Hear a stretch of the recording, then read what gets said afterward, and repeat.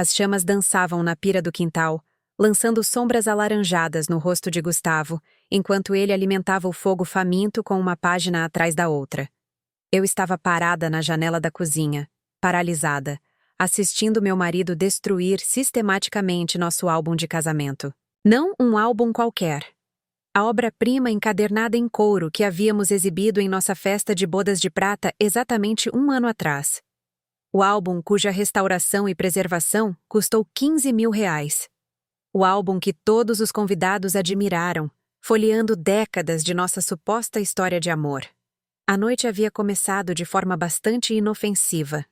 Eu estava no estúdio do sótão, finalizando o design de um logotipo para um novo cliente, quando ouvi o carro dele entrar na garagem. Mais cedo que o normal. O motor desligou com um clique decisivo, e pela janela eu o vi caminhar em direção à casa com um propósito incomum, carregando algo retangular enrolado em uma toalha de praia. Na hora, não pensei nada sobre isso. Apenas mais uma das tarefas de Gustavo, outra peça da vida cuidadosamente construída que ele vinha desmontando sem meu conhecimento. Mas agora, vendo aquelas páginas se curvarem e enegrecerem, eu entendi. Ele estava apagando evidências, tentando reescrever a história, uma fotografia queimada de cada vez. Minhas mãos tremiam contra o vidro frio enquanto eu o observava mexer as cinzas com um atiçador, garantindo que nada restasse. O fogo se refletia em seus olhos, e mesmo à distância, eu podia ver a determinação sombria em seu rosto. Não era um momento de paixão ou raiva. Era calculado, metódico, assim como tudo o que ele havia feito nos últimos 18 meses. Cada página que ele entregava às chamas parecia outra traição, outro pedaço de nossa história compartilhada, reduzido a cinzas e fumaça. O vento de novembro pegou algumas das brasas, enviando-as em espiral para o céu escuro como vagalumes moribundos. Quando ele finalmente olhou para cima e encontrou meus olhos através da janela, não havia culpa, nem explicação. Apenas um olhar frio e morto que congelou meu sangue. Mantivemos aquele olhar pelo que pareceu uma eternidade, mas provavelmente foram apenas segundos. Naquele momento, vi um estranho usando o rosto do meu marido. Alguém capaz de destruir 25 anos de memórias sem um pingo de remorso. Sua mandíbula estava cerrada, seus ombros eretos, toda a sua postura irradiava desafio. Ele não estava envergonhado. Ele não sentia muito. Ele estava simplesmente eliminando provas inconvenientes, como um executivo corporativo triturando documentos antes de uma auditoria. Foi quando eu soube. Qualquer que fosse a verdade que aquelas cinzas guardavam, eu iria descobri-la. Mas eu também sabia de outra coisa. Algo que fez um sorriso frio curvar meus lábios, mesmo enquanto meu coração martelava no peito. Ele havia se esquecido de que sou designer gráfica.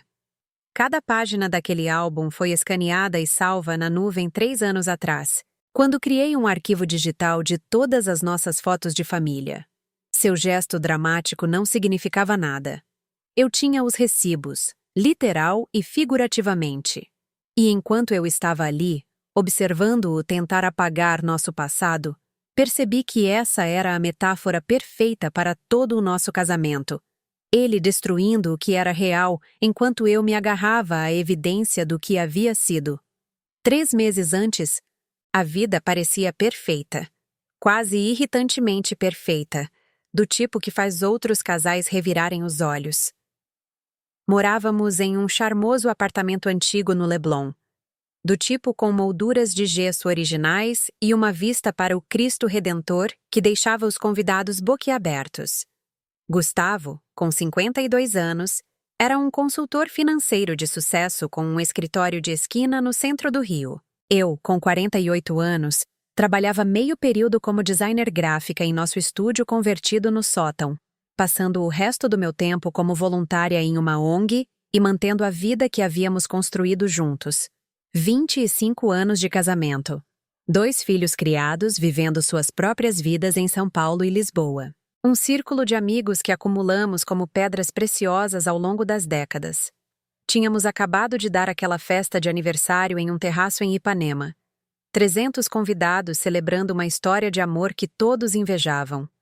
A noite tinha sido mágica.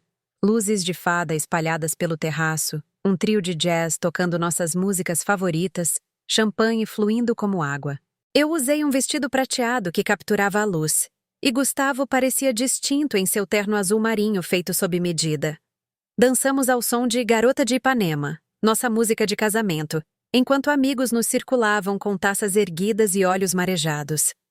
Lembro-me de estar em nosso quarto na manhã seguinte à festa, ainda na euforia dos brindes de champanhe e discursos emocionados, quando encontrei o recibo. Tinha caído do bolso do terno de Gustavo enquanto eu juntava as roupas para a lavanderia. H. Stern. R$ 40.000. Datado de 2 semanas antes do nosso aniversário. Meu coração deu um salto. Seria esta a surpresa que ele havia insinuado? Mas eu não tinha recebido presente algum naquela noite. Nenhum bracelete, nenhum colar, nenhum brinco. Apenas a declaração pública de amor que ele fez em seu discurso, aquela que me levou às lágrimas e arrancou aplausos da multidão. Fiquei ali, sob a luz do sol da manhã, com o recibo delicado como papel de seda entre os dedos, e senti a primeira fissura capilar aparecer em minha vida perfeita. Era pequena, quase imperceptível, do tipo que você poderia descartar como insignificante. Mas qualquer um que já viu um para-brisa trincar lentamente após uma pequena batida sabe que pequenas fissuras têm um jeito de se espalhar. Alisei o recibo contra a nossa cômoda, encarando o número da transação, tentando construir explicações inocentes. Talvez fosse uma surpresa para nossas bodas de pérola, comprada com antecedência. Talvez ele tivesse devolvido. Talvez fosse para um cliente, embora Gustavo nunca tivesse comprado presentes para clientes da H. Stern antes. Alisei o recibo contra a nossa cômoda, encarando o número da transação. Talvez ele tenha devolvido, disse a mim mesma. Talvez ele tenha decidido por outra coisa. Mas uma pequena voz sussurrou que eu teria notado uma devolução desse valor na fatura do nosso cartão de crédito. Eu administrava as finanças da casa há anos. Gustavo estava muito ocupado com seus clientes para se preocupar com detalhes mundanos como contas e orçamentos. Pelo menos era o que ele sempre dizia. Com essa responsabilidade, tornei-me intimamente familiarizada com cada cobrança, cada saque, cada transferência.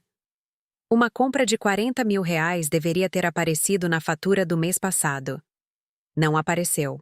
O sol da manhã entrava pelas janelas do nosso quarto, iluminando partículas de poeira que dançavam no ar como pequenas testemunhas da minha crescente inquietação. Eu podia ouvir os sons distantes do Leblon acordando, um alarme de carro, um cachorro latindo, o caminhão de lixo fazendo sua ronda de segunda-feira.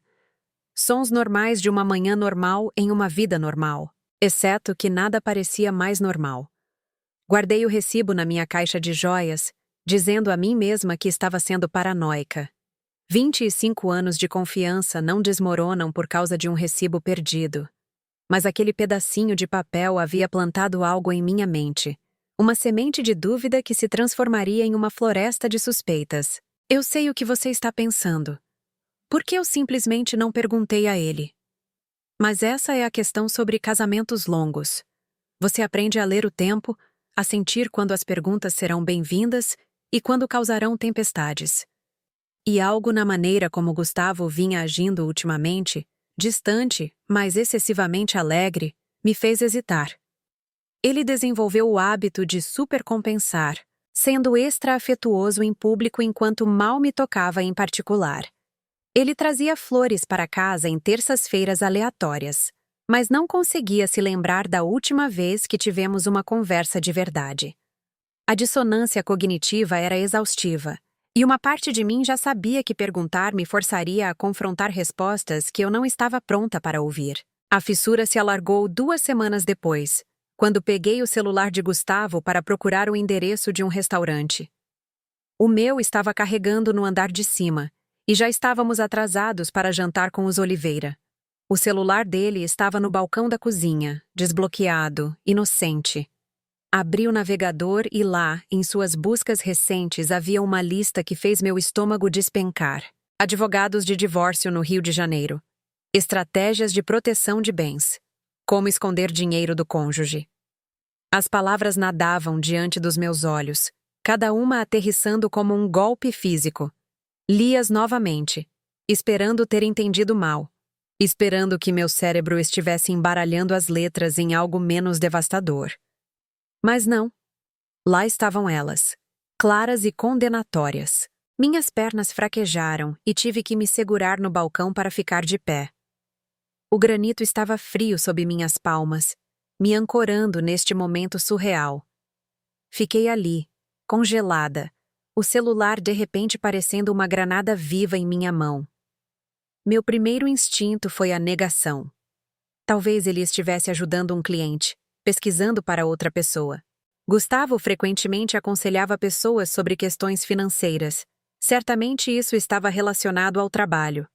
Agarrei-me a essa explicação como um salva-vidas, construindo um cenário inteiro na minha cabeça. Sim, isso fazia sentido. Algum cliente estava passando por um divórcio difícil. Precisava de conselhos sobre como proteger seus bens. Gustavo estava apenas sendo minucioso, pesquisando para atendê-los melhor. A alternativa, que essas buscas fossem para ele, para nós, era catastrófica demais para ser considerada. Mas então, uma notificação de mensagem de texto apareceu. Apenas uma prévia, mas o suficiente. A noite passada foi incrível. Quando posso te ver de novo? Seguido por um emoji de coração. O nome do remetente era simplesmente J. O tempo pareceu parar. Encarei aquelas palavras, meu cérebro se recusando a processar seu significado, mesmo enquanto meu corpo respondia com uma onda de adrenalina. Minha frequência cardíaca disparou. Minha respiração ficou superficial e um suor frio brotou na minha pele. Isso é choque. Percebi distantemente a resposta de emergência do corpo a um trauma psicológico. Coloquei o celular cuidadosamente no lugar onde o encontrei. Minhas mãos tremendo tanto que quase o deixei cair. A cozinha, que momentos antes era nosso espaço familiar e confortável, de repente parecia alienígena e hostil. As panelas de cobre penduradas sobre a ilha brilhavam zombeteiramente. As fotos de família na geladeira pareciam zombar de mim com seus sorrisos congelados. Minhas mãos tremiam enquanto eu colocava o celular de volta exatamente onde o encontrei. Minha mente a mil. 25 anos. Um quarto de século da minha vida. A fundação sobre a qual eu construí toda a minha identidade adulta. E estava desmoronando sob mim, revelando-se nada mais do que uma bela fachada com podridão por baixo. Consegui chegar ao lavabo bem a tempo, antes que minhas pernas cedessem. Caí sobre a tampa fechada do vaso sanitário, a cabeça entre as mãos, tentando respirar em meio ao pânico. Perguntas jorravam pela minha mente em uma enchente implacável. Há quanto tempo isso estava acontecendo? Quem era Jota? Nossos amigos sabiam? Nossos filhos? Eu era a última a saber, a esposa alheia de quem todos sentiam pena pelas costas. A humilhação parecia quase pior do que a traição naquele momento. Naquela noite, no jantar, observei Gustavo encantar os Oliveira com sua sagacidade e calor habituais. Sentamos na sala de jantar deles, com seu lustre vintage e piso de madeira original, bebendo um vinho que tinha gosto de cinzas na minha boca. Marta Oliveira, minha amiga há 15 anos, havia feito seu famoso bobó de camarão, e todos elogiaram. Todos, exceto eu. Eu empurrava a comida pelo prato, arrumando e rearrumando, esperando que ninguém notasse que eu não estava realmente comendo.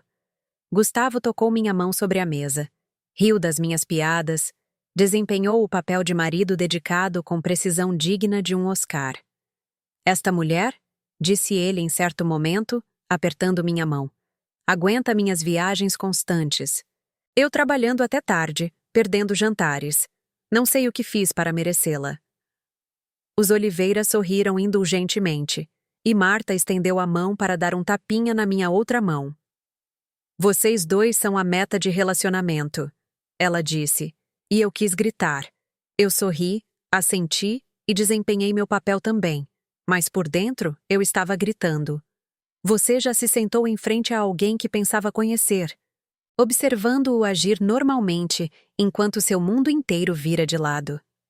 É como estar preso em um labirinto de espelhos de casa mal assombrada, onde nada está exatamente certo, mas todos os outros parecem ver linhas retas.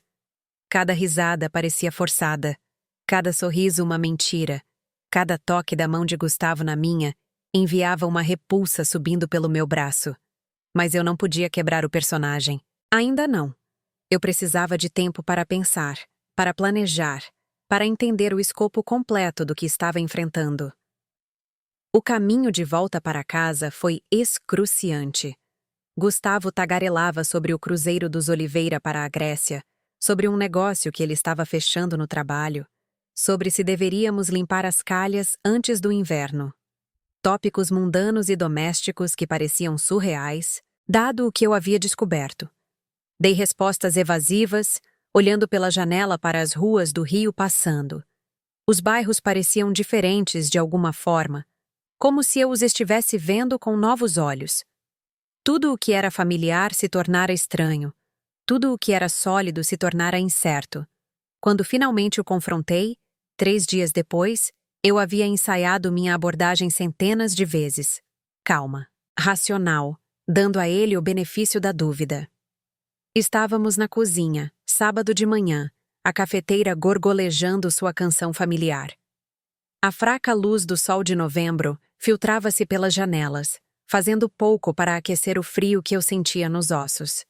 Eu mal havia dormido em 72 horas, passando as noites olhando para o teto enquanto Gustavo roncava pacificamente ao meu lado. Como ele podia dormir tão profundamente com mentiras tão gigantescas entre nós? Ele não tinha consciência alguma? Deslizei o recibo da H. Stern pelo balcão de granito, meus movimentos deliberados e controlados. Encontrei isso. Nunca recebi nada da H. Stern. Você pode explicar? Minha voz estava mais firme do que eu me sentia, mas meu coração martelava contra minhas costelas, como se estivesse tentando escapar do meu peito.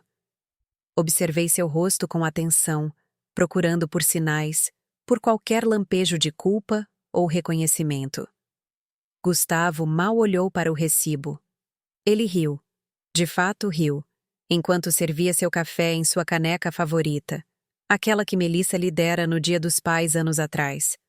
O som daquela risada, casual, desdenhosa, completamente despreocupada, fez algo comigo. Transformou a dor em algo mais duro, mais frio. Ah, isso. É complicado, Mariana.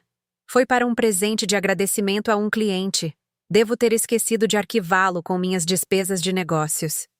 Ele beijou minha testa, seus lábios parecendo gelo contra minha pele, e tive que me forçar a não recuar. Você é tão fofa quando se preocupa à toa. Fofa. Ele me chamou de fofa. Como se eu fosse uma criança preocupada com monstros debaixo da cama, não uma esposa que descobriu seu marido pesquisando por advogados de divórcio. O desdém em seu tom fez algo dentro de mim murchar. Isso era gaslighting, percebi. Não do tipo dramático dos filmes, mas do tipo sutil e erosivo que faz você questionar sua própria sanidade pouco a pouco. Eu tinha lido sobre isso, visto retratado em artigos e livros, mas vivenciar isso em primeira mão era diferente. Era insidioso, fazendo você duvidar da evidência de seus próprios olhos e ouvidos. E o histórico de buscas no seu celular? Insisti, minha voz falhando agora, apesar de meus melhores esforços. Os advogados de divórcio? Seu rosto se transformou então de casual para frio em um instante. A mudança foi tão completa, tão repentina, que eu de fato dei um passo para trás. Este era um Gustavo que eu nunca tinha visto antes. Duro, zangado, defensivo. Seus olhos azuis, que sempre me lembraram céus de verão, agora pareciam lascas de gelo. Você mexeu no meu celular?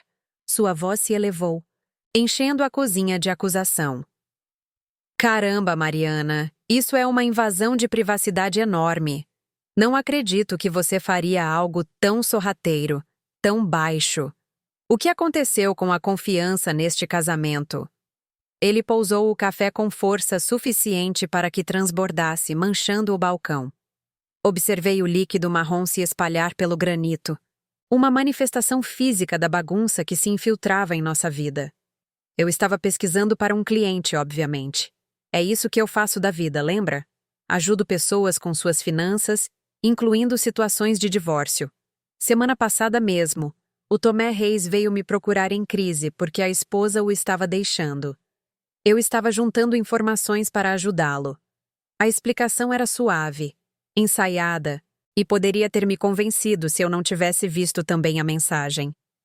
Mas eu já estava duvidando de mim mesma, pela forma como ele virou o jogo tão habilmente. É assim que você vai ser agora? Ele continuou, seu tom mudando de raiva para uma decepção cansada. Paranoica e acusadora? Mexendo nas minhas coisas particulares, fazendo suposições absurdas. Talvez o estresse da festa tenha te afetado mais do que eu pensava. Você tem trabalhado tanto, e sei que tem se preocupado com a saúde da sua mãe. Talvez você devesse procurar alguém, conversar com um terapeuta sobre esses problemas de confiança.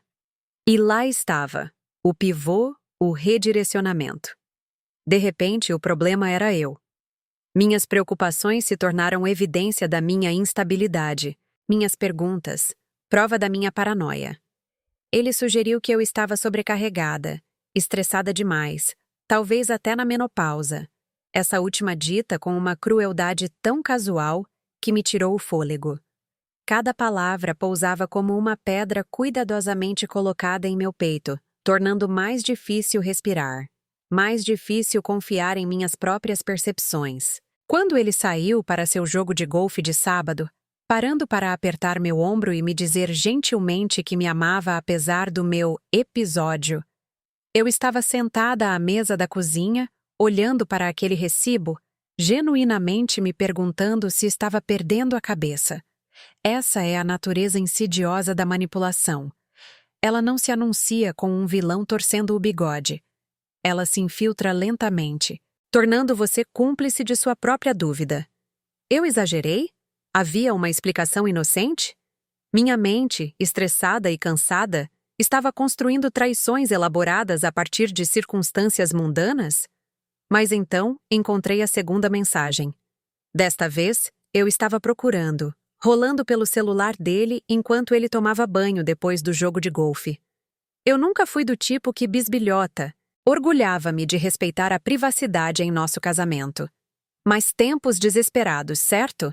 A mensagem de J era mais explícita desta vez, enviada há apenas 1 hora, enquanto ele supostamente estava nos últimos buracos do campo. Mal posso esperar pelo nosso fim de semana em Búzios. O lugar que você reservou parece incrível. Finalmente, um fim de semana inteiro só nosso. Sem você ter que correr de volta para ela. Ela. O pronome me atingiu como um tapa. Eu era ela agora, o obstáculo, o inconveniente. Fim de semana em Búzios? Gustavo me disse que tinha uma conferência financeira em Brasília no próximo fim de semana. Até me mostrou o e-mail de confirmação. Embora agora eu percebesse que ele poderia facilmente ter fabricado aquilo. O gosto metálico de choque inundou minha boca enquanto eu tirava um print da mensagem e a enviava para mim mesma. Depois apagava a evidência da minha bisbilhotice. Minhas mãos tremiam tanto que quase deixei o celular cair. Tive que segurá-lo com as 2 mãos para firmá-lo. Encaminhei o print para um novo endereço de e-mail que criei apenas para esse propósito. Depois o deletei das minhas mensagens apagadas recentemente. Eu estava aprendendo a cobrir meus rastros, a pensar como alguém com algo a esconder. Era uma transformação estranha e desconfortável, mas necessária. Se Gustavo podia compartimentalizar e enganar, então eu também podia. Foi quando a tristeza começou a se calcificar em outra coisa. Algo mais duro, mais afiado. Eu não estava louca. Eu não estava paranoica. Eu estava sendo enganada, sistemática e deliberadamente. E em vez de desmoronar, em vez de me dissolver na esposa chorosa e traída que eu provavelmente deveria ser, senti algo frio e claro se instalar em meu peito. Se Gustavo queria jogar, eu aprenderia as regras. Se ele queria esconder coisas, eu me tornaria uma especialista em encontrá-las. Naquela noite, enquanto ele roncava ao meu lado, como ele se atrevia a dormir tão pacificamente, eu fiquei acordada na escuridão, ouvindo os sons familiares do nosso quarto. O ar-condicionado antigo ligando, os galhos da árvore raspando na janela, a respiração profunda e regular de Gustavo. Sons que eu ouvira milhares de vezes, sons que sempre foram reconfortantes. Agora, eles pareciam a trilha sonora de um filme de terror, sinistros e ameaçadores. Tomei uma decisão. Eu não o confrontaria novamente até ter uma prova irrefutável. Chega de dar a ele chances de inventar narrativas, de me fazer duvidar da minha própria realidade. Desta vez, eu estaria no controle da história. Eu reuniria evidências, construiria um caso e, quando chegasse a hora certa, apresentaria a ele uma verdade tão completa que ele não conseguiria se safar com palavras. Na manhã seguinte, liguei para a Lígia. Éramos amigas desde o nosso primeiro ano na FGV. Fomos madrinhas de casamento uma da outra, criamos nossos filhos em paralelo. Se alguém entenderia, ajudaria sem julgamento, seria a Lígia. Nos encontramos em um café em Botafogo, longe o suficiente dos nossos lugares habituais para não encontrarmos ninguém conhecido. Eu escolhi o local com cuidado. Um lugar pequeno com móveis descombinados e arte local nas paredes, o tipo de lugar onde cada um cuida da sua vida. Lígia já estava lá quando cheguei, sentada em um reservado no canto com 2 cappuccinos esperando. Ela havia cortado o cabelo escuro e curto desde a última vez que a vi, e isso a fazia parecer mais jovem e mais séria. Quando deslizei para o banco em frente a ela, ela olhou para o meu rosto e imediatamente pegou minha mão. "O que aconteceu?" ela perguntou, sua voz gentil, mas alerta. Lígia passou por seu próprio divórcio há 10 anos. Sobreviveu ao caso de seu ex-marido com a secretária dele. Um clichê tão grande que seria engraçado se não fosse tão devastador. Ela conhecia esse território, já havia percorrido esse caminho antes de mim. Quando contei tudo a ela, o recibo, as mensagens, as buscas, o gaslighting, ela não pareceu surpresa. Parecia triste, do tipo de tristeza profunda que vem do reconhecimento. Ela apertou minha mão com mais força, seus olhos castanhos cheios de compreensão e raiva em meu nome. "Mariana", disse ela, com a voz baixa e intensa. "Eu ando preocupada com o Gustavo há meses. O jeito que ele fala de você quando você não está por perto, como se você fosse um fardo que ele carrega. Como se ser casado com você fosse um nobre sacrifício que ele está fazendo. Eu o ouvi na festa de aniversário do Davi no verão passado, conversando com alguns dos caras sobre como você se descuidou. Como você não é a mulher com quem ele se casou." Eu quase disse algo na hora, mas não queria causar problemas se estivesse interpretando mal a situação. Suas palavras cortaram fundo, cada uma nova ferida. Gustavo estava me minando para nossos amigos, preparando o terreno para sua partida, me pintando como o problema. Há quanto tempo isso estava acontecendo? Quantas pessoas em nosso círculo social o ouviram me difamar enquanto eu permanecia alheia? A humilhação queimou em meu peito como ácido. "Eu deveria ter dito algo antes", continuou Lígia, a culpa estampada em seu rosto. "Eu só continuei esperando estar errada, que estava projetando minha própria experiência no seu casamento. Mas Mariana, os sinais estão todos aí. O que quer que ele esteja fazendo é calculado. Homens não procuram por advogados de divórcio e proteção de bens por capricho. Ele está planejando algo, e você precisa se proteger." Lígia pegou seu notebook ali mesmo no café e me mostrou como instalar um aplicativo de rastreamento no celular de Gustavo, como configurar alertas para cobranças de cartão de crédito, como acessar registros de chamadas online. Ela tinha um kit de ferramentas completo, resquícios de quando suspeitou que seu próprio ex-marido a estava traindo, 10 anos atrás. "Isso parece errado", eu disse, observando-a navegar por vários sites e aplicativos. Espionar meu próprio marido. Não é espionagem, corrigiu Lígia com firmeza. É se proteger. Ele já violou a confiança do seu casamento. Você está apenas garantindo que entende o escopo completo do que está enfrentando. Informação é poder. E, querida, você precisa se armar. Passamos 2 horas naquele café, Lígia me ensinando as ferramentas da vigilância moderna. Como verificar o armazenamento em nuvem para dados de localização compartilhados. Como recuperar textos excluídos. Como rastrear padrões de gastos. Ela até me deu o número de um detetive particular que usou, embora esperasse que eu não precisasse ir tão longe. Quando saímos, eu tinha um arsenal inteiro de ferramentas investigativas à minha disposição, e Lígia me fez prometer ligar para ela a qualquer hora, dia ou noite. Você não precisa passar por isso sozinha, disse ela, abraçando-me com força na calçada. Estou aqui. O que você precisar, um lugar para ficar, alguém para desabafar, ajuda para esconder corpos, estou aqui. Essa última parte me fez rir, a primeira risada genuína que eu dava em dias. Vamos torcer para que não chegue a esse ponto. Com o que ele está te fazendo passar? Disse Lígia sombriamente. Eu te ajudaria a me livrar do corpo e nunca perderia uma noite de sono por isso. Nas 3 semanas seguintes, tornei-me uma pessoa diferente. De dia, eu ainda era Mariana Ferraz, esposa dedicada e voluntária da comunidade. Eu aparecia na ONG, liderava minha oficina de design gráfico para adolescentes, ia ao clube do livro, sorria para os vizinhos.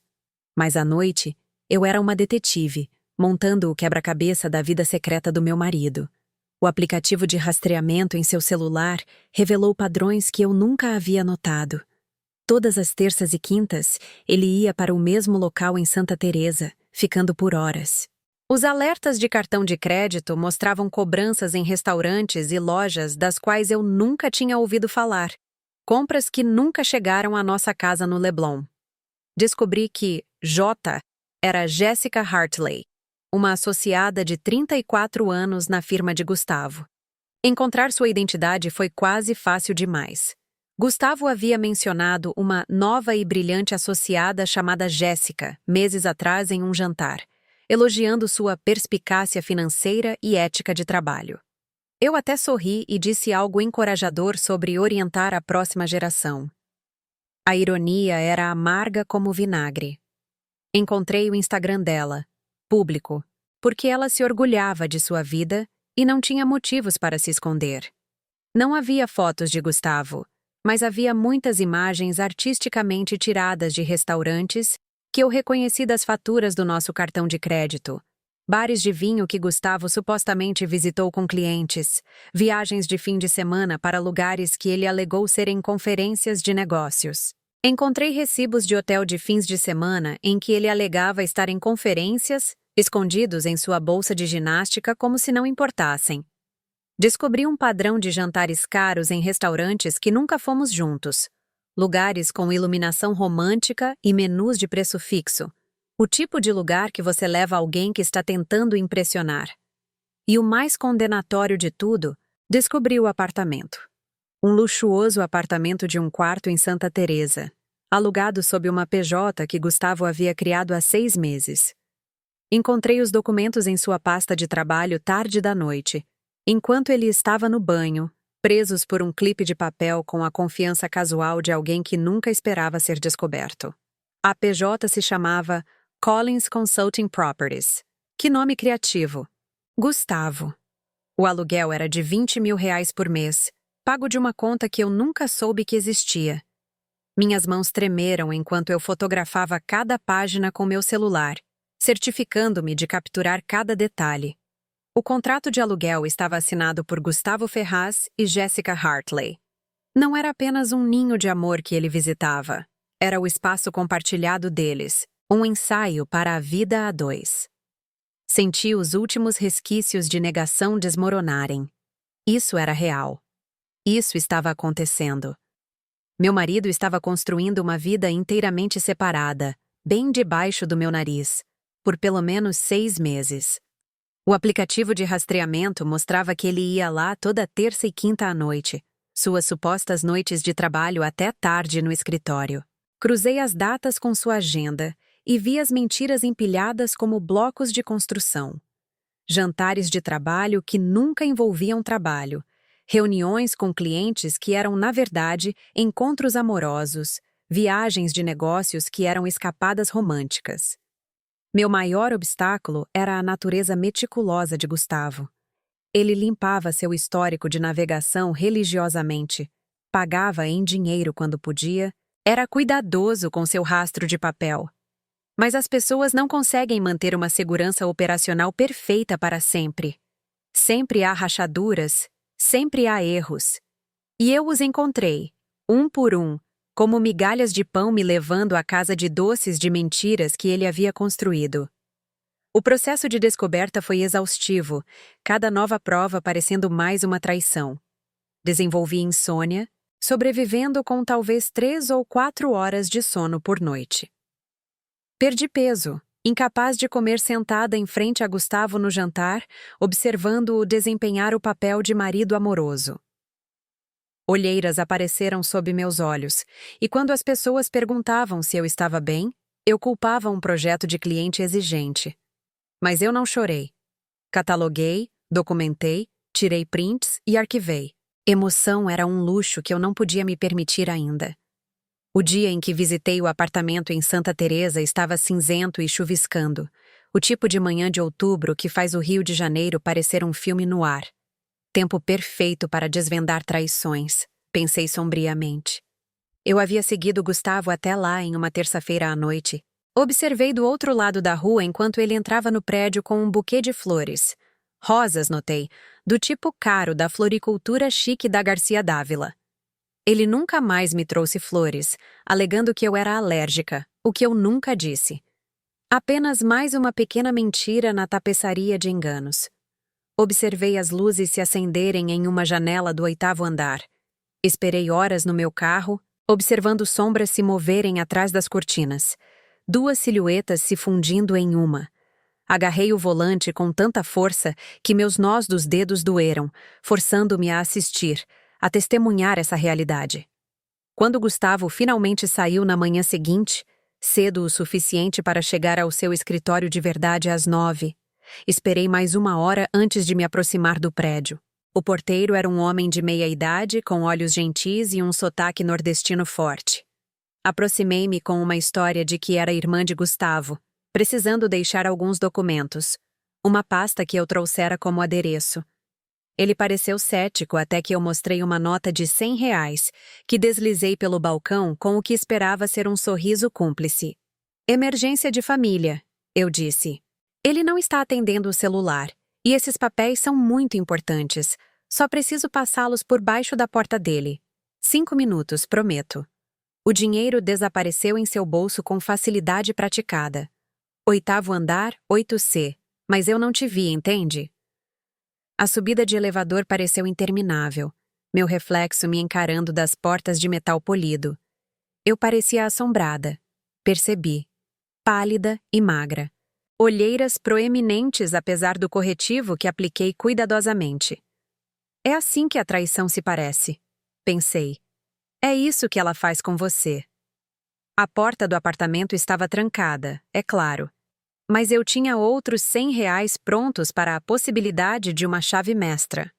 Desnecessário, como se viu, a porta do 8B se abriu e uma senhora idosa espiou. Você é a nova inquilina? Ela perguntou esperançosa. Ainda não tive a chance de me apresentar. Ah, não, eu disse pensando rápido. Sou irmã do Gustavo. Só estou dando uma olhada no lugar enquanto ele está fora da cidade. Ela estalou a língua em compaixão. Coitadinho, trabalha tanto. Embora eu deva dizer, a namorada dele é um amor. Uma moça tão doce, sempre muito educada. Eles formam um casal lindo. As palavras caíram como golpes físicos, mas consegui continuar sorrindo. Formam, não é? Na verdade, parece que perdi minha chave. Você por acaso sabe se o zelador está por aí? 5 minutos e mais R$ 50 depois, eu estava dentro do apartamento. O apartamento era decorado com bom gosto em um estilo moderno que não tinha nada a ver com o nosso no Leblon. Tudo era elegante e minimalista. Paredes brancas, móveis contemporâneos, arte abstrata que provavelmente custou milhares. O tipo de espaço apresentado em revistas de design, frio e perfeito e totalmente impessoal. Ou talvez apenas parecesse impessoal para mim porque eu não pertencia ali, era uma intrusa na vida secreta do meu marido. A cozinha tinha eletrodomésticos de última geração que brilhavam sem uso. O banheiro tinha um chuveiro com efeito de chuva e piso aquecido. E o quarto? Meu Deus! O quarto. Uma cama king size com lençóis caros, uma vista para as ruas de Santa Teresa abaixo e fotografias em ambas as mesinhas de cabeceira. Não fotos emolduradas de família ou amigos, mas fotos espontâneas claramente tiradas pelas pessoas que moravam ali. Encontrei fotos na estante. Gustavo e Jéssica em uma praia, em uma degustação de vinhos, em um show da Broadway. Em cada imagem, eles pareciam felizes, genuinamente felizes, de um jeito que fez meu peito se contrair.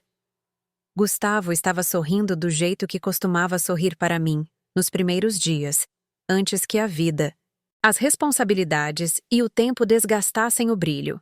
Em uma foto, eles foram pegos no meio de uma risada, o braço dele em volta da cintura dela, a cabeça dela jogada para trás em alegria desprotegida. Eles pareciam um casal de verdade, como pessoas construindo uma vida juntas. Porque era exatamente isso que estavam fazendo, percebi com uma sensação de enjoo. Não era apenas um caso. Era uma vida inteiramente separada. Um teste para um futuro que aparentemente não me incluía. Mas foram os documentos do aluguel que encontrei na gaveta da escrivaninha que transformaram minha tristeza em raiva gélida. O apartamento estava em nome dos dois, com Gustavo listado como o locatário principal. O contrato começou há 6 meses, bem na época em que ele começou a reclamar que queria passar mais tempo na cidade a trabalho, que o trajeto do Leblon o estava matando. Havia outros documentos também, extratos bancários mostrando que Gustavo vinha desviando dinheiro de nossas contas conjuntas para essa conta secreta há mais de um ano. Sentei-me à escrivaninha, com as mãos trêmulas enquanto folheava página após página. Aproximadamente R$ 70 mil por mês, transferidos em quantias pequenas o suficiente para não chamar atenção imediata. 20 mil aqui, 15 mil ali, 10 mil em outro lugar. Morte por 1000 cortes em nosso fundo de aposentadoria, nossas economias de emergência, a herança de nossos filhos. As transferências acumulavam um pecúlio substancial. Pelo meu cálculo aproximado, mais de R$ 1 milhão. Meu pé de meia? Nosso dinheiro de aposentadoria, financiando sua vida de fantasia com uma mulher jovem o suficiente para ser nossa filha. Fotografei tudo com as mãos trêmulas, minha respiração em arquejos curtos. A magnitude da traição era estonteante. Não foi um momento de fraqueza ou um erro estúpido. Foi calculado, premeditado, um desmantelamento sistemático de nossa vida juntos, mantendo a fachada de normalidade. Pensei em todas as vezes que ele criticou meus gastos, questionou se realmente precisávamos consertar o telhado ou reformar a cozinha. Dinheiro não dá em árvore, Mariana. Ele disse quando eu quis trocar nossa geladeira de 15 anos. Precisamos ser inteligentes com nossa aposentadoria. Tudo isso enquanto gastava secretamente centenas de milhares de reais com sua amante e o ninho de amor deles. A hipocrisia era de tirar o fôlego. No armário, encontrei mais evidências de sua vida compartilhada. As roupas dele penduradas ao lado das dela. O perfume dele na cômoda. Sua marca de café favorita na cozinha. Este não era um lugar que ele visitava. Era um lar, cuidadosamente construído e meticulosamente mantido. Um lar que foi construído com o meu dinheiro, sobre a fundação da minha confiança, enquanto eu brincava de casinha no Leblon com um homem que só estava fisicamente presente uma fração do tempo. Ao sair daquele apartamento, trancando a porta cuidadosamente atrás de mim e acenando para o porteiro ao sair, eu não era mais uma vítima. Eu era uma mulher com uma missão. A tristeza e o choque haviam se cristalizado em algo duro e proposital. Gustavo queria me apagar de sua vida? Tudo bem.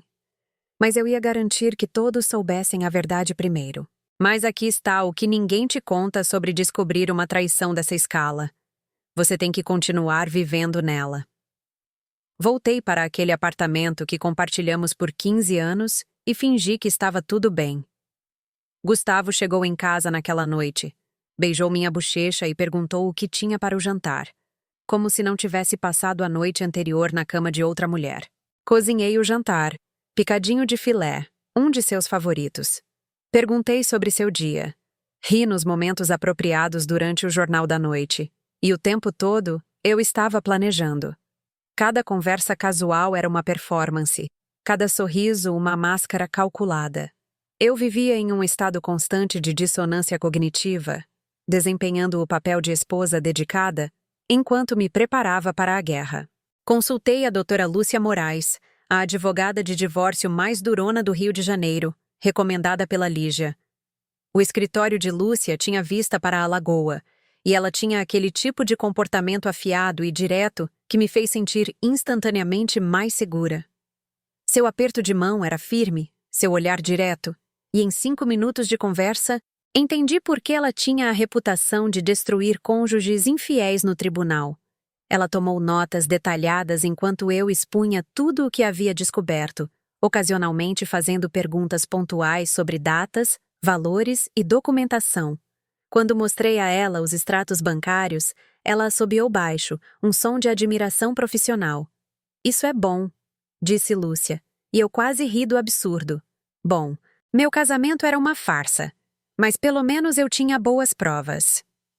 O Rio de Janeiro é um estado de partilha de bens, mas podemos argumentar por uma parcela maior, dada a fraude financeira e a dissipação de bens conjugais. Além disso, se ele estava usando fundos conjuntos para sustentar o caso, isso joga muito a nosso favor.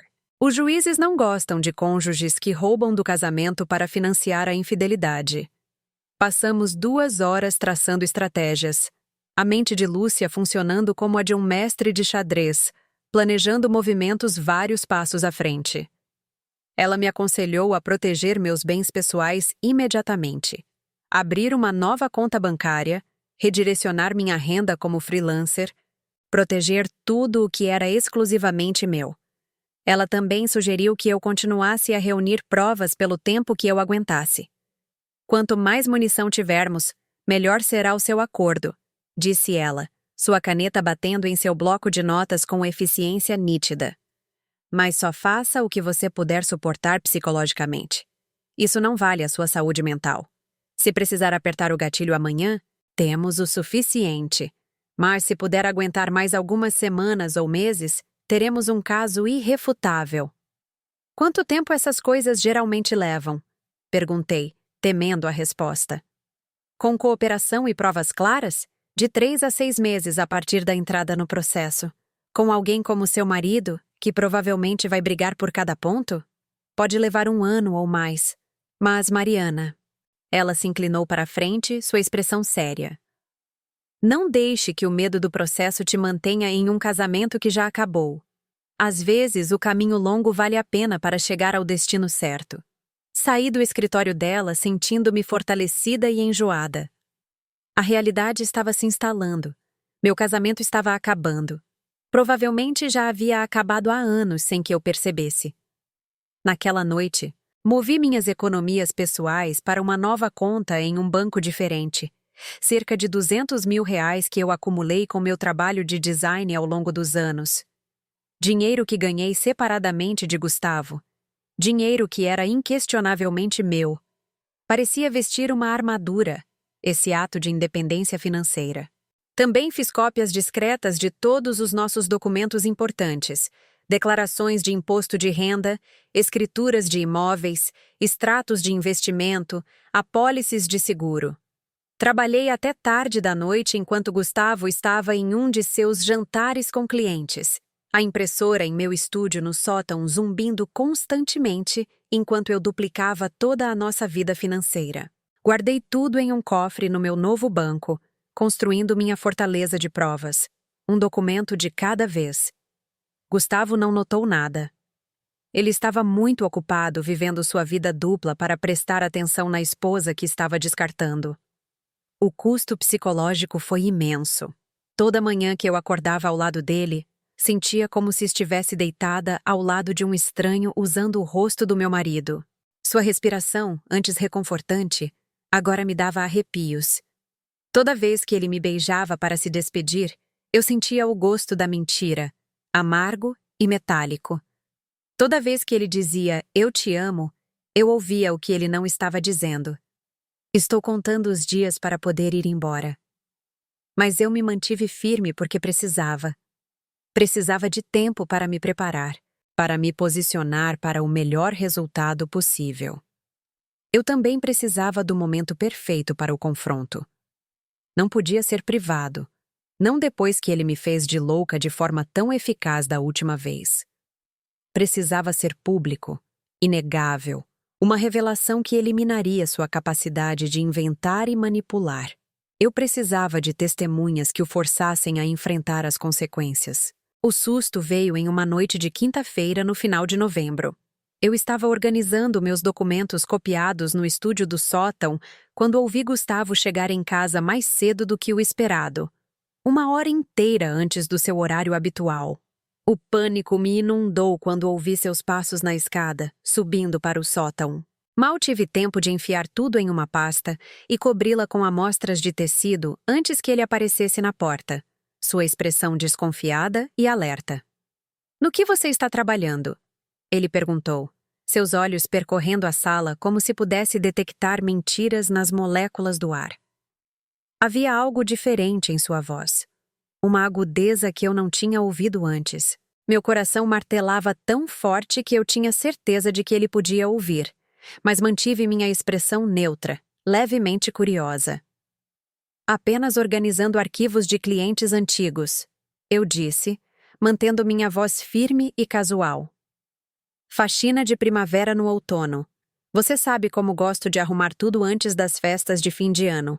Ele permaneceu na porta por um longo momento, seus olhos se movendo de mim para a pasta, para os arquivos espalhados pela minha mesa, de volta para o meu rosto. Eu podia vê-lo calculando, tentando determinar se algo estava errado.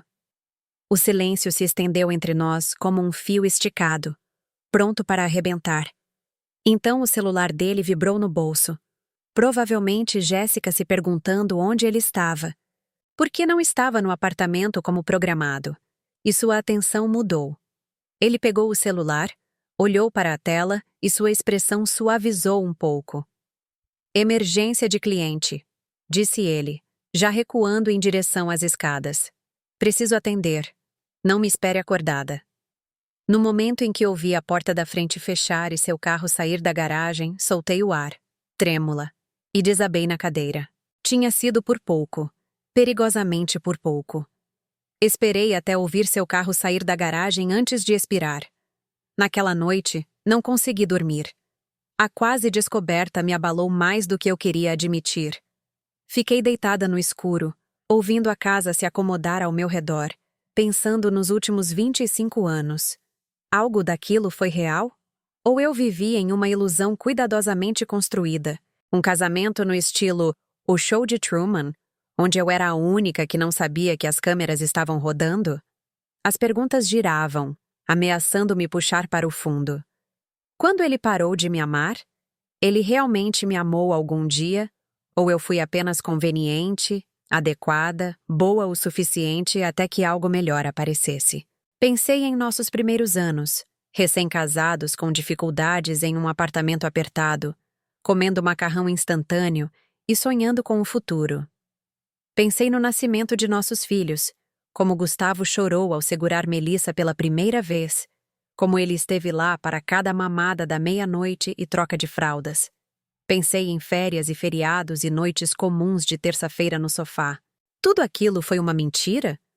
Ou foi real uma vez, antes de azedar e se transformar nessa performance grotesca? Mas então, me lembrei de algo que minha mãe costumava dizer. Quando alguém te mostra quem é, acredite na primeira vez. Gustavo me mostrou. As mentiras, o gaslighting, o apartamento secreto, o dinheiro desviado. Essas eram as suas verdades.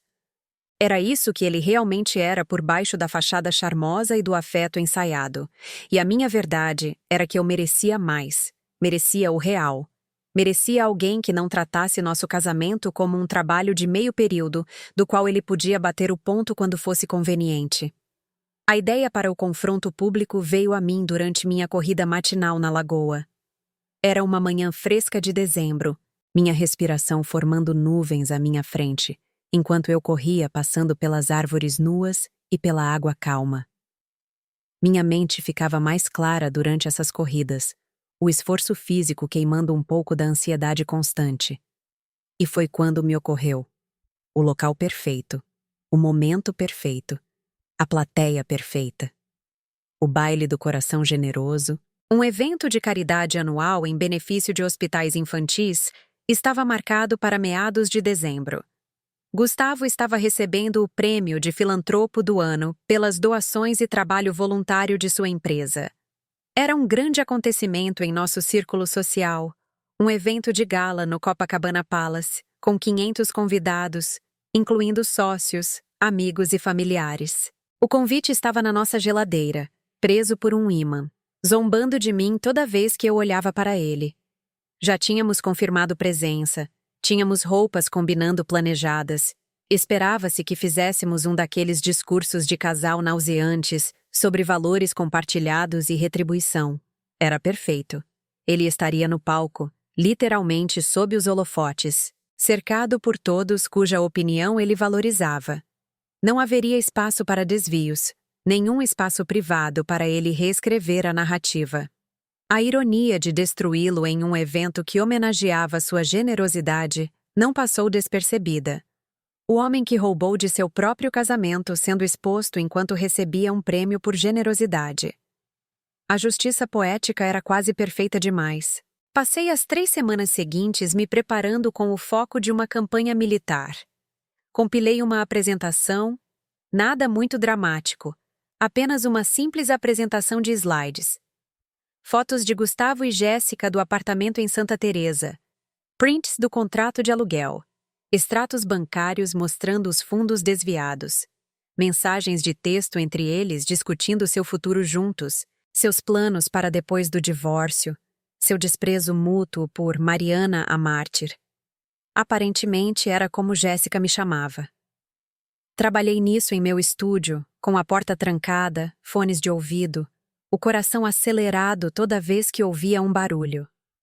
A apresentação foi elaborada com o olho de uma designer para o impacto.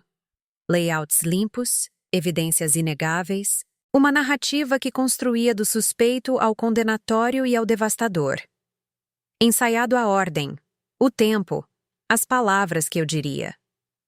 Eu queria calma e controle, não histeria ou vingança. Eu queria que as evidências falassem por si, que fossem tão esmagadoras que nenhuma manipulação pudesse contestá-las. Também me certifiquei de que pessoas-chave estariam lá. Nossos filhos adultos estavam vindo para o evento, assim como vários dos sócios de Gustavo e nossos amigos mais próximos. Melissa ligou animada sobre os detalhes de seu voo, sobre o vestido que comprou para a ocasião, sobre o quão orgulhosa estava do pai. Cada palavra foi uma faca no meu coração, sabendo o que eu estava prestes a revelar. Daniel estava mais contido, mas igualmente orgulhoso, planejando levar sua namorada para conhecer mais do nosso círculo social. Eu queria o máximo impacto. Queria garantir que todos que ouviram o belo discurso de aniversário de Gustavo no ano passado testemunhassem este acerto de contas. Na noite anterior ao baile, mal dormi. Amanhã, eu explodiria minha vida, mas pelo menos o faria nos meus próprios termos. Gustavo estava animado no café da manhã, empolgado com seu prêmio, completamente alheio à detonação iminente. Ele rolava o celular entre as mordidas na torrada, provavelmente mandando mensagens para Jéssica sobre seus planos para depois do evento. Eles planejavam escapar juntos, celebrar o prêmio dele em seu apartamento secreto enquanto eu voltava para casa sozinha no Leblon. Observei-o do outro lado da mesa, este homem com quem construí uma vida. E não senti nada além de uma resolução fria e clara. Ele fez suas escolhas. Agora ele enfrentaria as consequências. Você parece quieta, observou ele, finalmente levantando os olhos do celular. Tudo bem? Eu sorri, a expressão parecendo ao mesmo tempo estranha e genuína em meu rosto. Apenas pensando no quanto estou orgulhosa de você, eu disse. E tecnicamente nem era mentira. Eu estava orgulhosa, de mim mesma, por ter a força para fazer o que precisava ser feito. O Copacabana Palace brilhava como uma caixa de joias naquela noite, seu famoso salão dourado e de cristal cheio da elite caridosa do Rio. Eu usava um vestido vermelho, escarlate como a vingança, que comprei especificamente para esta ocasião. Era ousado e lindo, e me fazia sentir poderosa. Os olhos de Gustavo se arregalaram em apreciação quando me viu. Você está deslumbrante, ele disse, estendendo a mão para ajustar meu colar em um gesto que poderia parecer terno se eu não soubesse a verdade. Esse vestido é incrível. É novo, novinho em folha, confirmei, pensando. Quero que você se lembre de como eu estava quando te destruí. Quero essa imagem gravada em sua memória para sempre. Circulamos pelo salão juntos, o casal perfeito, sua mão possessiva na parte inferior das minhas costas. Sorri, conversei e aceitei os parabéns por seu prêmio. Tudo enquanto minha apresentação estava carregada e pronta em um pendrive na minha clutch. A equipe técnica pensou que eu estava apresentando um vídeo de homenagem ao meu marido. Eu liguei antes, expliquei que queria surpreendê-lo com uma montagem de nossos anos juntos. Eles foram entusiasmados e prestativos, até me mostrando como iniciar o vídeo eu mesma do pódio. Eles não tinham ideia de que estavam prestes a se tornar cúmplices da maior humilhação pública da vida de Gustavo Ferraz. O jantar foi um caso de vários pratos: sopa de abóbora, filé mignon, algum tipo de torta de chocolate. Empurrei a comida pelo prato, nervosa demais para comer, enquanto Gustavo comia com gosto e comandava a atenção em nossa mesa. Ele contou histórias charmosas sobre seu trabalho filantrópico, sobre as crianças que as doações de sua empresa ajudaram, sobre a importância de retribuir à comunidade. Todos ouviam atentamente, completamente cativados por sua performance. Quando chegou o momento, quando Gustavo subiu ao pódio aceitando seu prêmio de cristal e fazendo um discurso humilde sobre a importância de retribuir, eu esperei.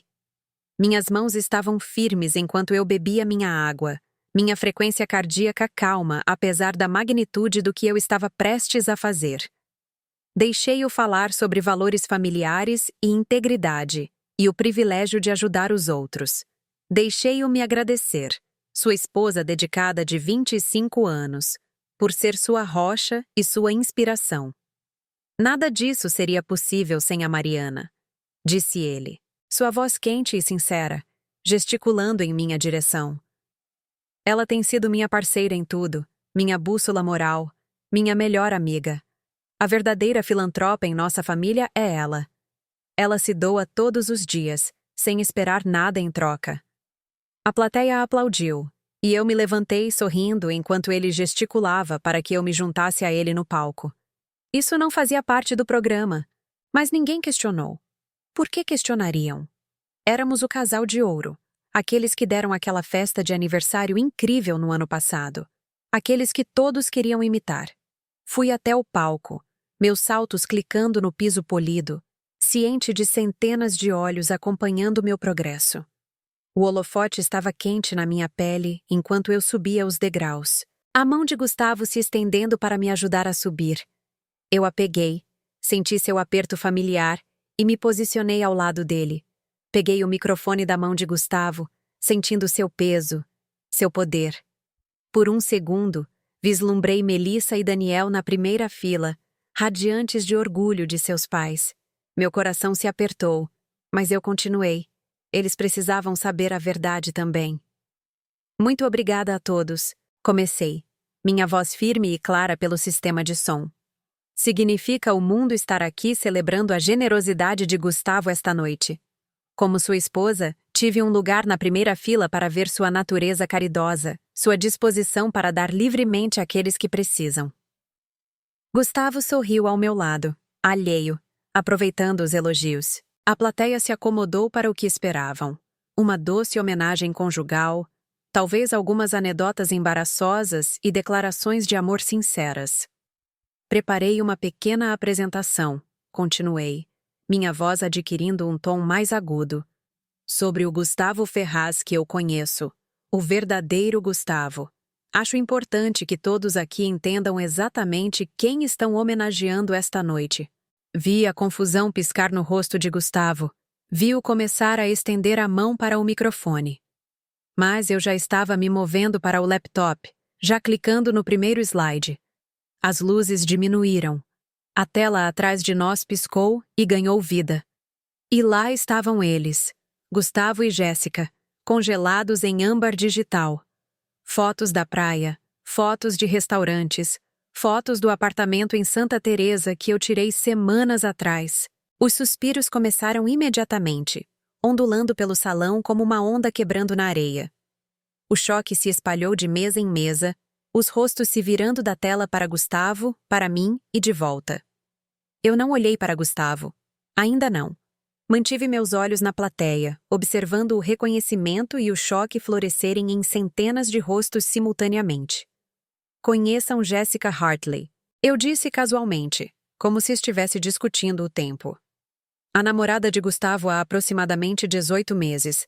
Ela mora com ele neste adorável apartamento de um quarto em Santa Teresa. Clique. O contrato de aluguel apareceu na tela, as assinaturas claras e inegáveis. Como podem ver, ele tem sido muito generoso com ela, gastando cerca de R$70 mil por mês de nossos bens conjugais em seu relacionamento. O murmúrio ficou mais alto, vozes se elevando em confusão e indignação. Eu podia ver nossos filhos na primeira fila, a mão de Melissa sobre a boca, seu rosto perdendo a cor. Daniel se levantando parcialmente de sua cadeira, sua expressão assassina. Mas eu não tinha terminado. Isso precisava ser abrangente, irrefutável. Clique. Extratos bancários apareceram, destacando os fundos transferidos em amarelo fluorescente. Cada transação iluminada, cada roubo documentado.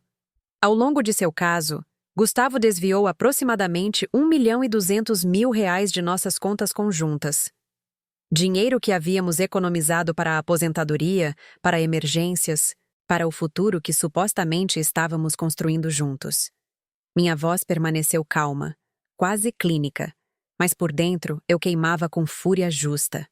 Era isso, o momento em que tudo mudou, o momento em que a verdade detonou no meio da fachada cuidadosamente construída de Gustavo. Mas a verdadeira generosidade, a verdadeira caridade aqui, é como Gustavo me deu 25 anos de mentiras enquanto planejava sua estratégia de saída. Como ele me manipulou quando questionei recibos suspeitos. Como ele me fez sentir louca por confiar em meus próprios instintos. Como ele roubou de nosso casamento para financiar sua vida de fantasia, enquanto criticava meus gastos com reparos domésticos. O salão havia explodido em caos agora. Pessoas de pé, gritando, celulares para fora gravando. Os sócios de Gustavo pareciam enjoados, provavelmente calculando sua própria responsabilidade. Nossos amigos pareciam devastados, traídos em meu nome. E Jéssica, eu a vi agora, em uma mesa perto do fundo, seu rosto branco como papel, ao perceber que sua vida secreta não era mais secreta. Finalmente, virei-me para olhá-lo. O rosto de Gustavo passou de confiança bronzeada para choque cinzento. Sua boca abria e fechava como um peixe se afogando no ar, sem palavras emergindo. O prêmio de cristal pendia esquecido em sua mão. Mariana. Ele finalmente coachou, estendendo a mão para o microfone. Recuei, mantendo-o fora de seu alcance. Um brinde ao homem que realmente sabe como viver duas vidas. Eu disse, minha voz ecoando pelo salão agora silencioso. Só que agora, ambas acabaram. Parabéns pelo seu prêmio, Gustavo. Você mereceu. Coloquei o microfone cuidadosamente no pódio. o baque dele batendo na madeira, ecoando pelo sistema de som. Então me virei e saí daquele palco com a cabeça erguida, as costas retas, meu vestido vermelho flamejando como uma bandeira de guerra. Atrás de mim, o caos irrompeu. Vozes gritando, cadeiras arrastando, as tentativas desesperadas de Gustavo de se explicar se afogando na maré da desgraça pública. As consequências imediatas foram espetaculares. Quando cheguei ao lobby, meu celular estava explodindo com mensagens e ligações. Eu podia ouvir a comoção continuando no salão. Podia ouvir a voz de Gustavo se elevando acima do barulho, tentando explicar, justificar, manipular. Mas não havia como sair dessa. As provas eram muito abrangentes, muito públicas, muito condenatórias. Melissa e Daniel me alcançaram no saguão, ambos em lágrimas. Melissa me abraçou com tanta força que mal conseguia respirar, seu corpo tremendo de soluços. "Mãe, a gente não fazia ideia", ela repetia, a voz embargada. "A gente não fazia ideia. Sinto muito. Meu Deus, sinto muito." Daniel parecia assassino. A mandíbula tão cerrada que eu via os músculos saltarem. "Eu vou matar ele", disse ele, a voz mortalmente calma. "Eu vou matar ele de verdade." "Não, você não vai", eu disse, segurando seu rosto com as duas mãos. "Você vai deixá-lo viver com o que ele fez. A morte seria fácil demais." Os sócios de Gustavo, aqueles que sabiam sobre Jéssica, que o acobertaram em conferências e jogos de golfe, de repente se viram sob escrutínio também. Observei pelas janelas do lobby enquanto vários deles eram encurralados por suas esposas, por outros colegas, os rostos vermelhos de vergonha e raiva. Quantos deles facilitaram suas mentiras? Quantos beberam com Jéssica enquanto suas próprias esposas ficavam em casa, alheias? A exposição estava se espalhando, a contaminação atingindo todos que foram cúmplices do engano de Gustavo. A tempestade nas redes sociais começou em poucas horas. As pessoas gravaram a apresentação em seus celulares, e à meia-noite, as hashtags estavam em alta. Filantropo exposto. Revelação no baile. Escândalo de caridade. Os vídeos se espalharam pelas plataformas. Cada visualização, mais um prego no caixão profissional de Gustavo. Pela manhã, a empresa de Gustavo estava fazendo controle de danos, divulgando uma declaração cuidadosamente redigida, distanciando-se de sua conduta pessoal enquanto revisava sua conduta profissional com os clientes. O prêmio de filantropo do ano foi discretamente rescindido. Os portais de notícias pegaram a história. Baile de caridade vira palco de divórcio explosivo. Estávamos nos Trending Topics, nossa catástrofe privada agora entretenimento público. Gustavo tentou me ligar 47 vezes naquela noite. Contei cada ligação, cada tentativa desesperada de me alcançar, de explicar, de girar sua narrativa. Bloqueei seu número após a primeira mensagem de voz desesperada, sua voz falhando enquanto ele me implorava para entender, para lhe dar uma chance de explicar. "Mariana, por favor, não é o que parece. Posso explicar tudo. Jéssica e eu, é complicado. Eu nunca quis te machucar. Por favor, me ligue de volta. Podemos consertar isso. Podemos resolver isso. Mariana, por favor. 25 anos tem que significar alguma coisa. Por favor." Explicar o quê?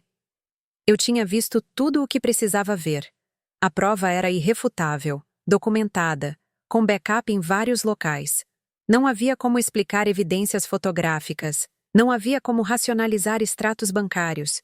Não havia desculpas para um engano sistemático que durou quase 2 anos.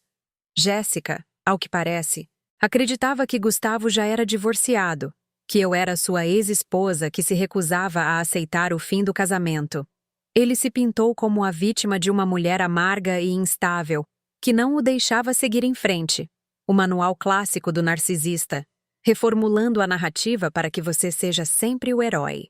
Quando os prints de suas mentiras para ela começaram a circular, outras pessoas no baile aparentemente sabiam de partes da verdade, ela também ficou devastada.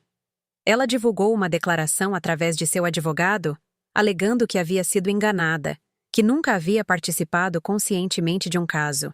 Não que eu tivesse muita simpatia de sobra. Ela ainda participou de me fraudar, soubesse ou não da verdade completa. Ela era 14 anos mais nova que Gustavo. Trabalhava em sua empresa e se mudou para um apartamento pago com dinheiro que ele roubou de sua esposa. Ela teve sinais de alerta suficientes para abrir um parque temático, mas optou por ignorá-los porque a vida que ele estava oferecendo era atraente demais para questionar.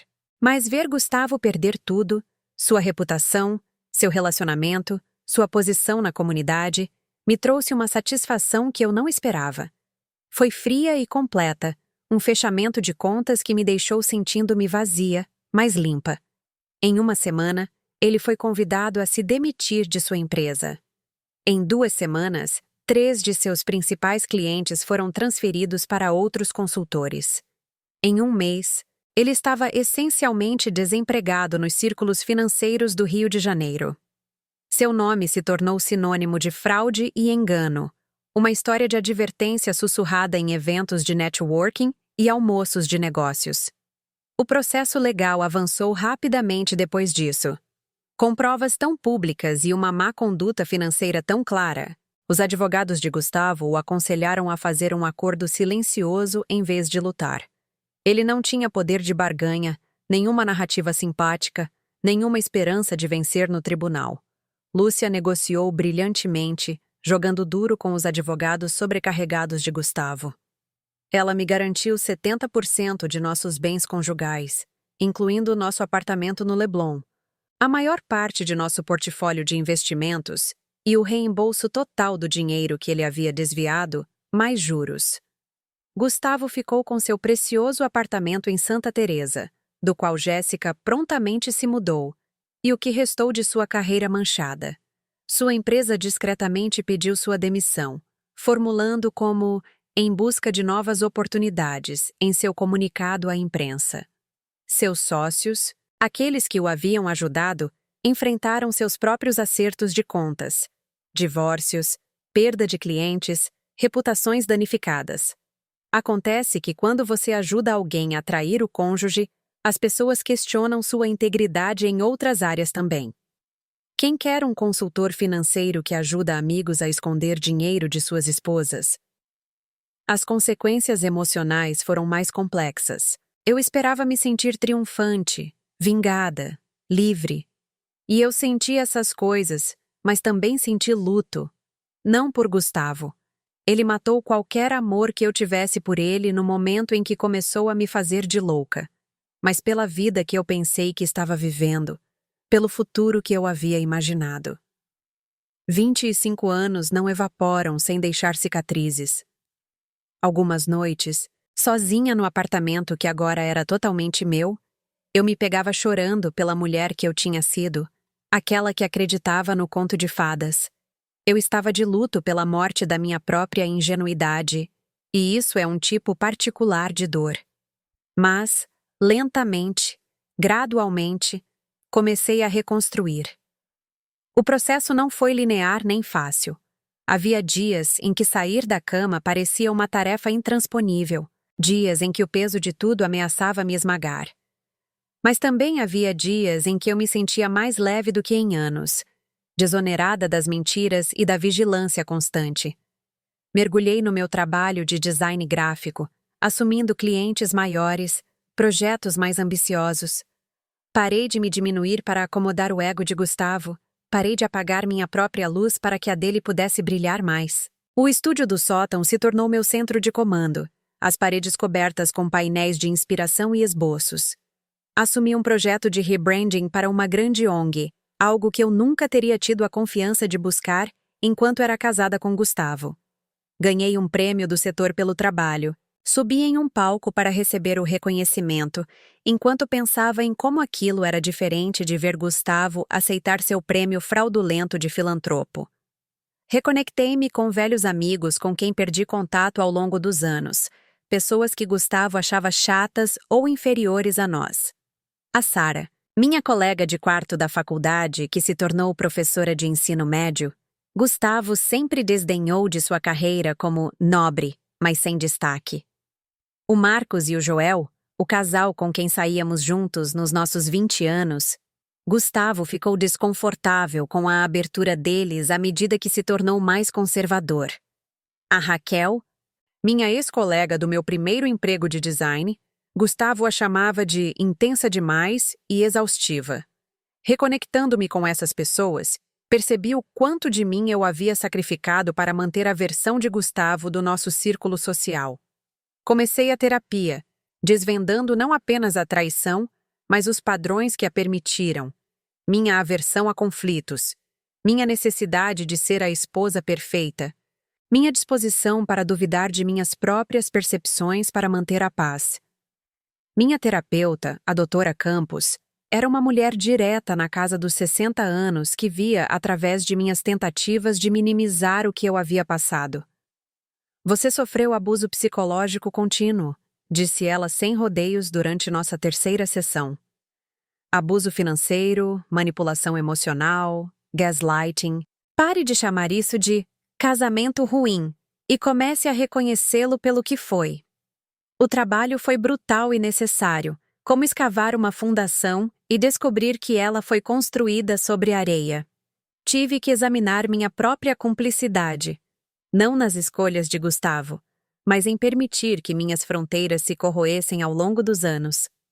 Tive que confrontar as maneiras como me tornei menor, mais quieta, mais complacente.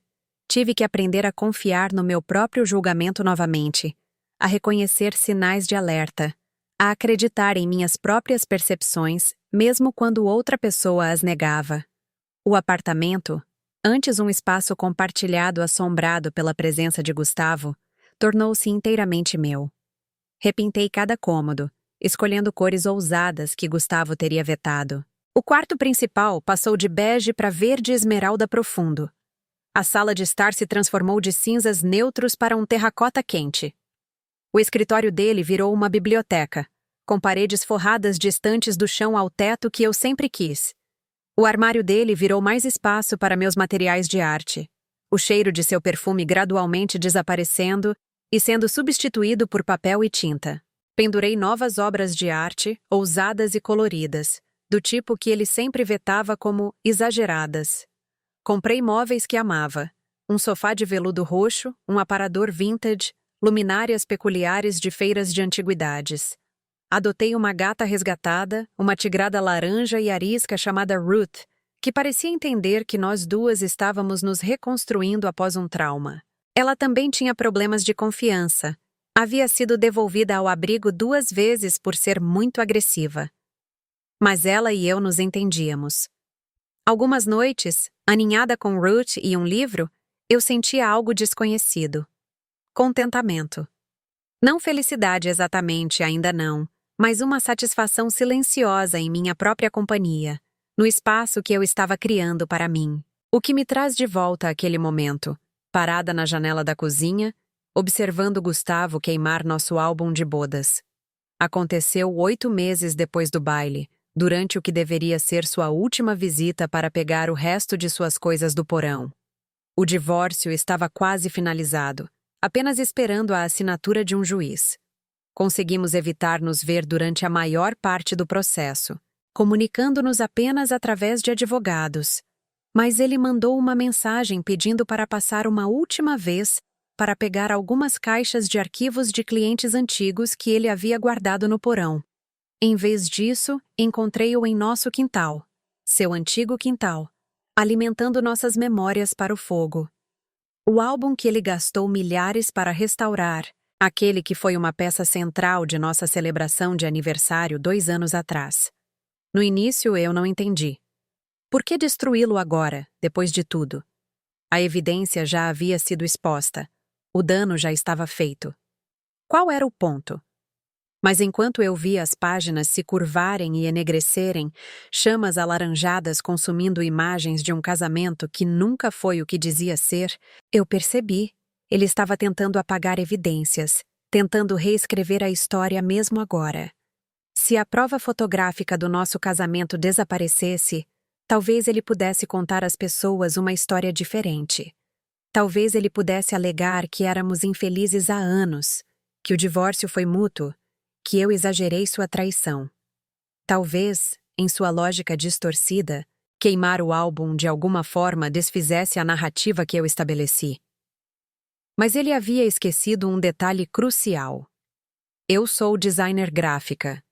Eu escaneei cada página daquele álbum anos atrás para fins de backup. Todas aquelas fotos preciosas armazenadas com segurança na nuvem e em múltiplos discos rígidos. Seu gesto dramático era sem sentido. Nada mais do que fumaça, cinzas e raiva fútil. Eu tinha os recibos, literal e figurativamente. Quando ele finalmente me notou observando pela janela da cozinha, nossos olhos se cruzaram através do quintal. E eu sorri. Não um sorriso amargo, não um sorriso triste, mas um sorriso genuíno de alguém que sobreviveu às suas tentativas de destruí-la. Levantei meu celular, mostrando a ele as cópias digitais exibidas na tela, observando a compreensão e depois a derrota tomarem conta de seu rosto. Ele não podia me apagar. Ele não podia reescrever nossa história para se fazer de vítima. A verdade estava documentada, com backup, imortalizada em múltiplos formatos. Seu fogo não podia tocá-la. Depois que ele foi embora naquele dia, passando pela casa para pegar suas caixas, sem dizer uma palavra, batendo a porta com força suficiente para fazer as janelas tremerem, passei horas olhando aquelas fotos digitais, realmente olhando para elas pela primeira vez desde o baile. E sabe o que eu notei? Os sinais sempre estiveram lá.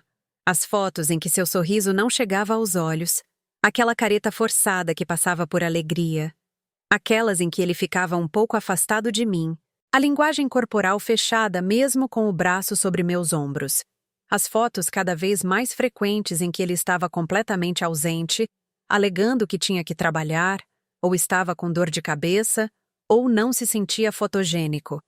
Nosso casamento inteiro estava ali em pixels e luz, e a verdade esteve visível o tempo todo, se eu estivesse disposta a ver. Mas não queremos ver essas coisas, não é? Nós nos convencemos de que todo relacionamento tem fases difíceis, que todo mundo fica distante às vezes, que comportamentos suspeitos têm explicações inocentes.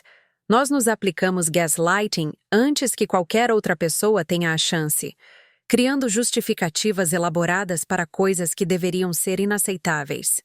Então, deixe-me compartilhar algo que aprendi, algo que eu gostaria que alguém tivesse me dito anos atrás. Confie em seus instintos. Sei que parece simples, talvez até banal, mas é a coisa mais importante que posso te dizer. Quando algo parece errado, quando sua intuição está gritando que os números não batem ou que a história não faz sentido, acredite nesse sentimento. Não deixe ninguém, nem seu cônjuge, nem seus amigos, nem a sociedade, te convencer de que você está sendo paranoica, ou hipersensível, ou louca. As mulheres, especialmente, são ensinadas a duvidar de si mesmas, a priorizar a harmonia sobre a honestidade, a aceitar explicações que acalmam em vez de exigir provas. Somos socializadas para sermos complacentes, para evitar conflitos, para confiar mais nos outros do que em nós mesmas. Esse condicionamento quase me destruiu. Ignorei inúmeros sinais de alerta porque fui ensinada que boas esposas não questionam, não bisbilhotam, não fazem acusações sem provas. Mas quando você tem a prova absoluta, o dano geralmente é catastrófico. Os sinais de alerta do que eu vivenciei são, na verdade, padrões psicológicos bem documentados. A infidelidade financeira, onde um parceiro secretamente controla, gasta ou esconde dinheiro, é uma forma de abuso econômico que aparece em aproximadamente 40% dos relacionamentos, segundo pesquisas especializadas. Muitas vezes é um precursor de outras formas de traição porque requer as mesmas habilidades: engano, compartimentalização, gaslighting. Quando alguém está disposto a mentir para você sobre dinheiro, geralmente está mentindo sobre outras coisas também. Dinheiro é poder, e controlá-lo é sobre controlar o relacionamento. As táticas específicas que Gustavo usou: minimizar minhas preocupações, acusar-me de paranoia, Redirecionar a culpa para o meu estado mental são estratégias clássicas de manipulação projetadas para fazer a vítima duvidar de suas próprias percepções e memórias.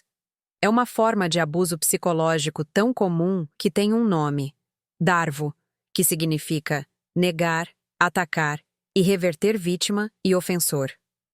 O agressor nega o comportamento, ataca a pessoa que o confronta e inverte os papéis para se fazer de vítima. Outro padrão crucial é a criação de uma vida separada, o que os terapeutas chamam de compartimentalização. Quando alguém mantém personas distintas com pessoas diferentes, o marido dedicado em casa, o homem solteiro no apartamento, demonstra uma capacidade preocupante de engano. Não se trata de mentiras brancas ocasionais ou polidez social. É uma fraude sustentada e sistemática que requer energia mental constante para manter. Pessoas capazes desse nível de compartimentalização muitas vezes têm traços narcisistas, vendo os relacionamentos como transações onde têm o direito de pegar o que querem, mantendo sua imagem pública. A imagem importa mais do que a realidade, as aparências mais do que a autenticidade. Eles constroem fachadas elaboradas e ficam furiosos quando essas fachadas são ameaçadas. Não porque se arrependem de seu comportamento, mas porque odeiam ser expostos. Se você está lendo isso e reconhecendo padrões em seu próprio relacionamento, por favor, entenda que você não está sozinha e não está louca. A dúvida que você está sentindo é proposital. A manipulação prospera na incerteza. Então, deixe-me dar um conselho prático, do tipo que eu gostaria de ter tido antes. Documente tudo. Tire fotos, faça cópias, printe mensagens, mantenha um diário detalhado com datas e horários. Não confie na memória. Anote. Abra uma conta bancária privada que seu parceiro não conheça e comece a reservar dinheiro de emergência, mesmo que sejam apenas R$ 100 por semana. Isso não é ser sorrateiro. É estar preparado. Consulte um advogado de divórcio apenas para entender seus direitos, mesmo que não esteja pronta para entrar com o processo. Conhecimento é poder, e saber suas opções reduz o medo. Conte a alguém de confiança o que você está vivenciando. O isolamento é uma das ferramentas mais poderosas de um manipulador. Eles te querem sozinha, duvidando de si mesma, sem perspectivas externas para validar sua realidade. E por favor, faça terapia com alguém especializado em abuso emocional, porque você precisará de apoio para navegar tanto no relacionamento quanto em sua própria cura depois. Isso não é algo que você pode simplesmente superar ou deixar para trás. O trauma da manipulação sustentada altera a química do seu cérebro, afeta sua capacidade de confiar e requer ajuda profissional para processar. O caminho a seguir não é fácil.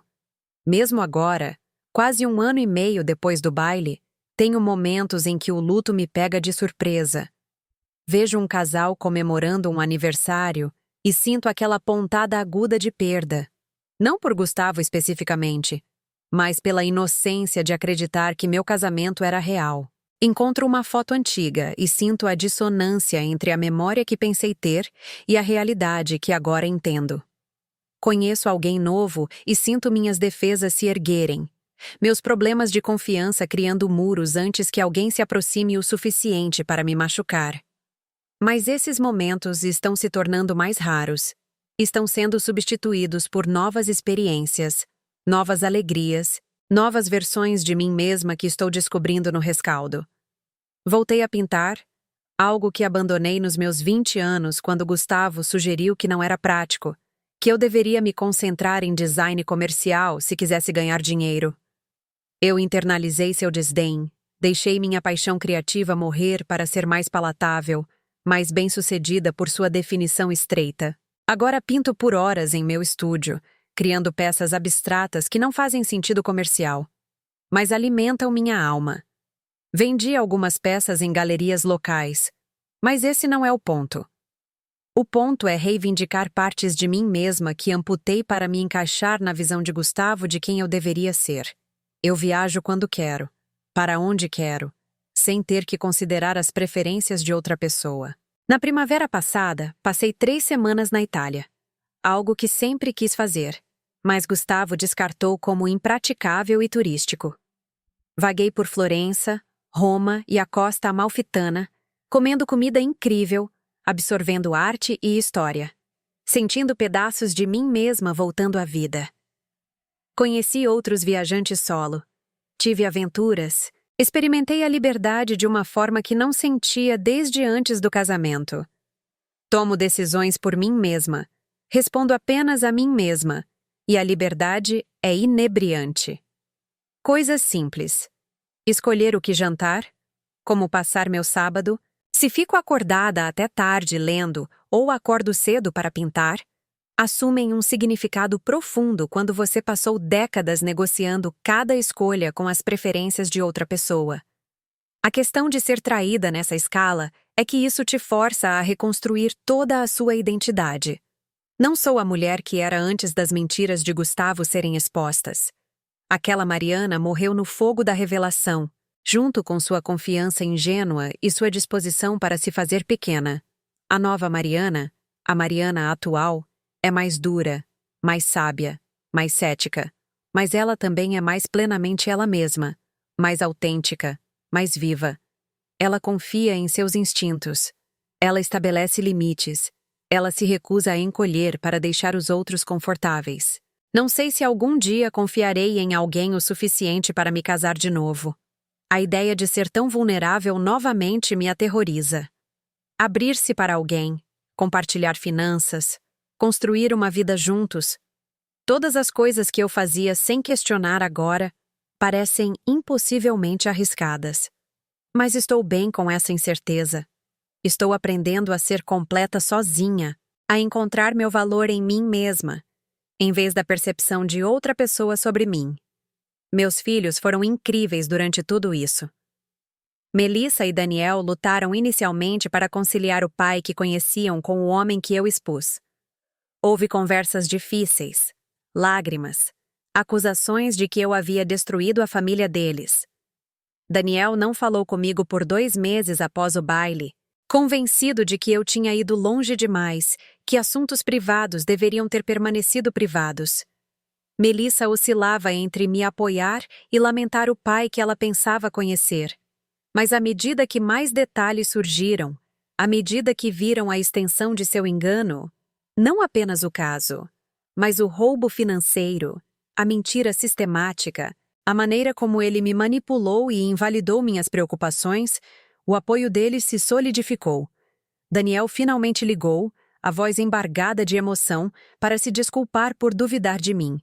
Melissa veio ficar comigo por 1 semana, ajudando-me a repintar e reorganizar, transformando fisicamente o espaço enquanto conversávamos sobre o que havia acontecido. Eles me ajudaram a entender que as escolhas de Gustavo eram sobre suas próprias falhas de caráter, não sobre algo que faltava em mim ou em nossa família. Isso foi crucial para minha cura. Rejeitar a narrativa de que eu, de alguma forma, causei ou mereci sua traição. As pessoas fazem escolhas. Gustavo escolheu mentiras em vez de honestidade, fantasia em vez de realidade, ego em vez de integridade. Essas foram as decisões dele, e me recuso a carregar a responsabilidade por elas. Ambos os filhos também lidaram com o relacionamento com o pai. Daniel mantém contato mínimo, principalmente por questões legais e financeiras relacionadas à herança deles. Melissa tentou mais arduamente preservar alguma conexão, mas até ela admite que não é a mesma coisa. Como confiar em alguém que enganou tão completamente? Como manter um relacionamento com alguém cuja vida inteira foi uma performance? Enquanto estou sentada aqui agora, em meu estúdio ensolarado com Ruth ronronando ao meu lado e meu mais recente projeto de design espalhado pela mesa, sinto algo que não sentia há anos: esperança. Não uma esperança ingênua de que tudo será perfeito, mas uma esperança fundamentada de que estou construindo uma vida que é verdadeiramente minha.